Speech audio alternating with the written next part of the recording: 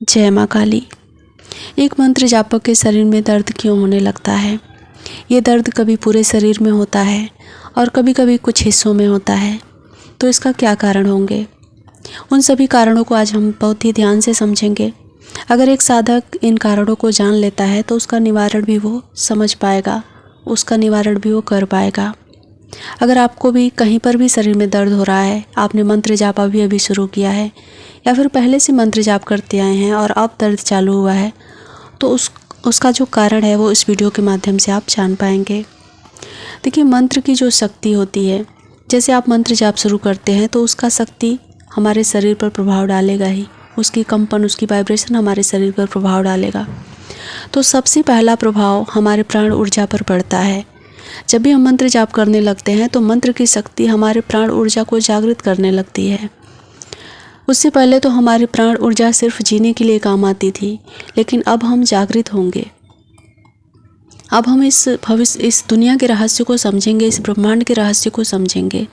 तो जैसे जैसे हमारी प्राण ऊर्जा जागृत होगी तो प्राण ऊर्जा सूक्ष्म रूप में हमारी सभी नाड़ियों में बहती है।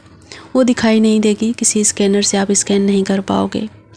लेकिन जैसे ही वो ऊर्जा जहाँ पर उसको ब्लॉकेज दिखाई देगा, अब ये ब्लॉकेज भी होता है वो सूक्ष्म रूप में ही होता है। जैसे हमारे जहाँ जिस चक्रों में ब्लॉकेज होगा वहाँ पर उस ऊर्जा का जो मार्ग है वो अवरुद्ध होगा, वहाँ से वो ऊर्जा प्रभावित नहीं हो पाएगी।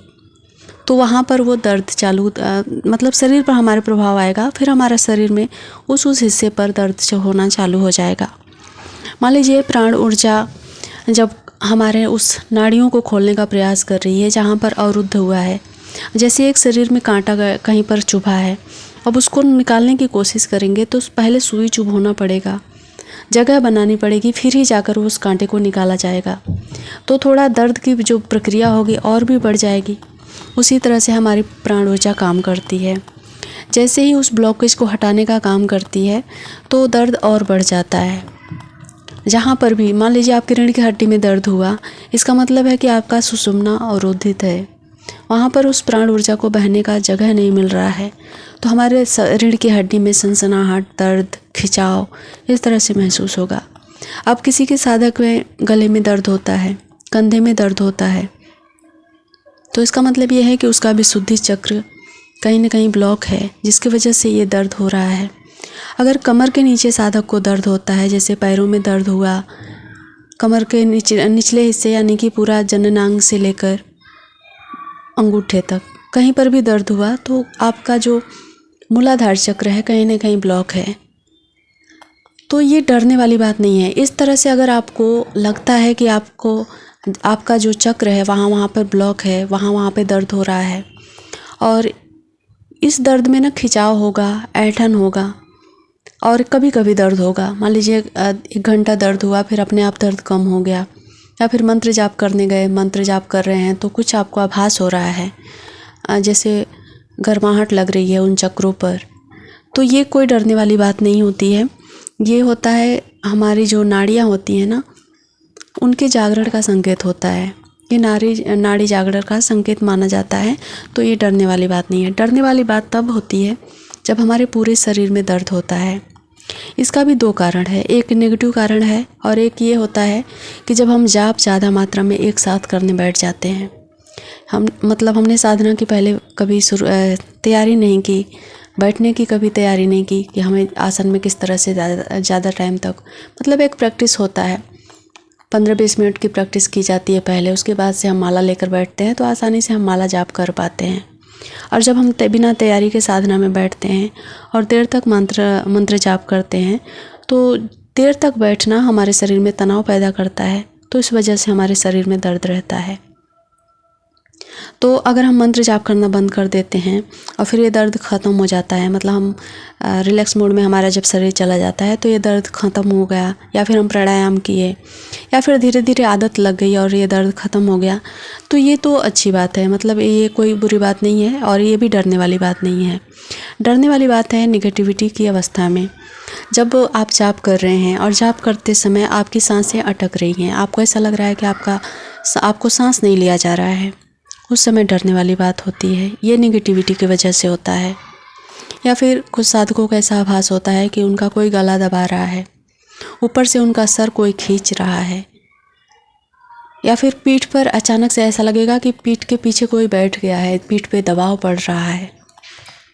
ठंडी गर्मी के साथ लगातार आपको दर्द आपके शरीर में लगातार बना रहे, आपको लगातार घबराहट हो, जब भी आप मंत्र जाप करने जाए तो कोई अनजाना डर आपको सताने लग जाए। तो ये सारी जो चीज़ें होती है वो नेगेटिविटी की वजह से होती है। और ऐसा क्यों होता है? देखिए, जब हमारे आसपास कोई नेगेटिविटी है या फिर किसी ने हमारे ऊपर कुछ कर करा रखा है, तो वो नेगेटिविटी कभी नहीं चाहेगी। जहाँ से उसको भोजन पानी मिल रहा है, जहाँ से उसको ऊर्जा मिल रहा है, तो वो इतनी आसानी से उस जगह को, उस इंसान को छोड़कर नहीं जाना चाहेगी। और जब साधक मंत्र जाप करने लगता है तो उस नेगेटिविटी को परेशानी होती है और वो इस तरह से आपके जाप को अवरुद्ध करेगी। वो नेगेटिविटी कभी नहीं चाहेगी कि आप मंत्र जाप में आगे जाओ, आपके शक्ति से वो उसको वहाँ से भागना पड़े।